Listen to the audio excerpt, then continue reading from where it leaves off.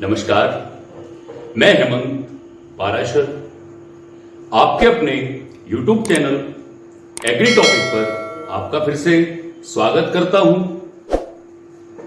पिछले वीडियो में आपने और हमने हरित क्रांति के विषय में सीखने का प्रयास किया था, तो आइए आप और हम इस वीडियो में सीखते हैं लंपी वायरस के विषय में।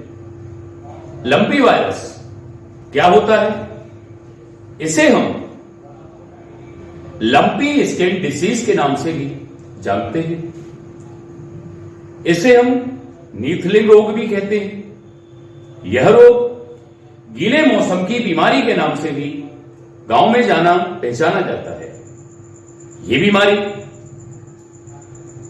किन किन पशुओं में होती है? जिराफ में, गाय में, भेड़ में, बकरी में, इन जीवों में या इन पशुओं में ये बीमारी पाई जाती है। अब हम देखें कि इस बीमारी का इतिहास क्या है। ये बीमारी सन 1929 में जाम्बिया में सबसे पहले देखी गई। इस बीमारी से कई पशु मारे गए। कई पशु इस बीमारी की चपेट में आए। यह बीमारी पशुओं की महामारी के नाम से जानी जाती है। जैसा कि आप और हम जानते हैं कि इस रोग में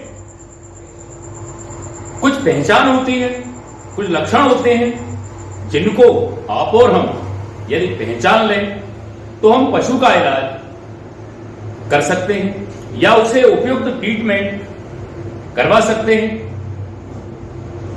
अंग्रेजी में एक कहावत है, prevention is better than cure. उपचार से बचाव अच्छा है। यदि हम अपने पशुओं को इस बीमारी से बचाएं तो काफी अच्छा रहेगा। लेकिन उससे पहले हम देखते हैं इस बीमारी के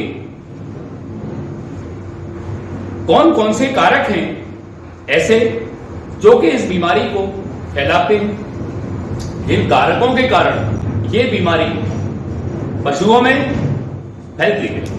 मच्छर, मक्खी और खास तौर से गीला मौसम, ये हमारे पशुओं में लंपी स्किन डिसीज को फैलाने में मदद करते हैं।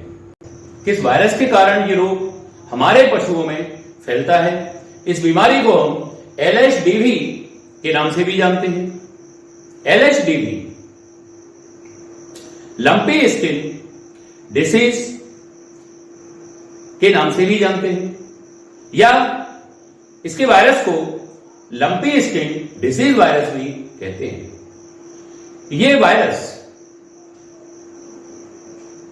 पॉक्सविरिडे परिवार का जीनस है।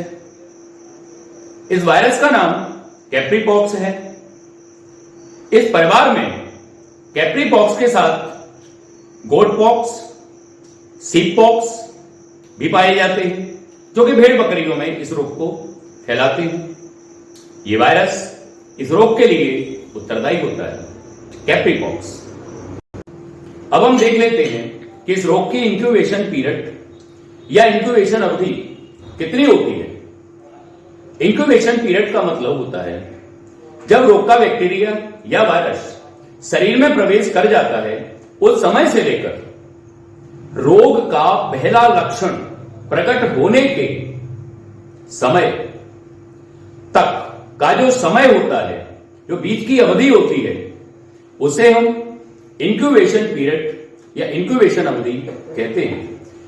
इस रोग की इंक्यूबेशन अवधि होती है लगभग 1 सप्ताह। रोग का वायरस शरीर में प्रवेश करने के समय से 1 सप्ताह तक के समय के बीच में पशु को तेज बुखार आता है। बीमारी का प्रकोप हमारे देश में लगातार बढ़ता जा रहा है। जुलाई 2022 से गुजरात में ये रोग फैलते जा रहा है।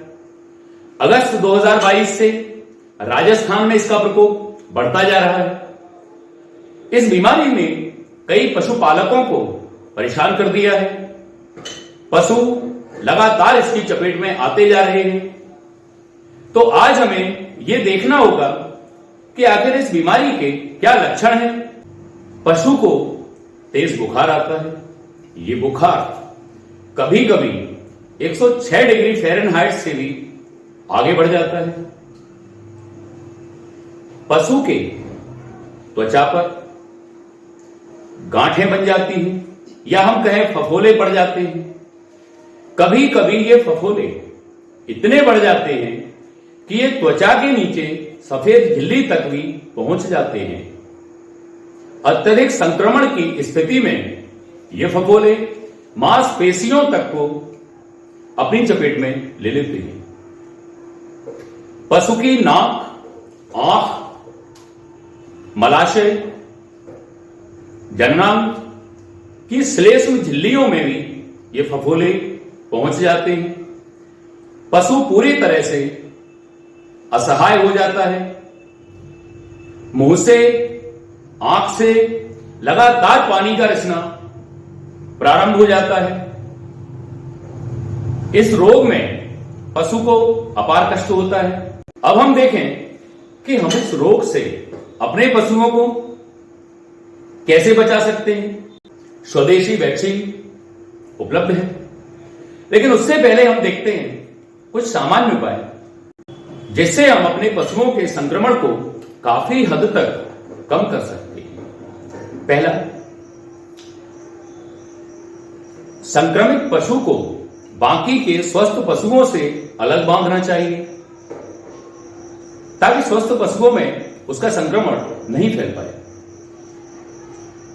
यदि कोई मां संक्रमित है तो उसके बच्चे को उसका दूध नहीं पिलाना चाहिए, क्योंकि इससे उस बच्चे में भी संक्रमण होने की संभावना बढ़ सकती है। पशुओं के मलमूत्र को गाड़ देना चाहिए। कोई भी व्यक्ति जो संक्रमित पशु के संपर्क में आ रहा है उसे अपने हाथों को, अपने शरीर को स्वच्छ रखना है ताकि उसके हाथों के द्वारा वो संक्रमण और पशुओं में नहीं फैल पाए।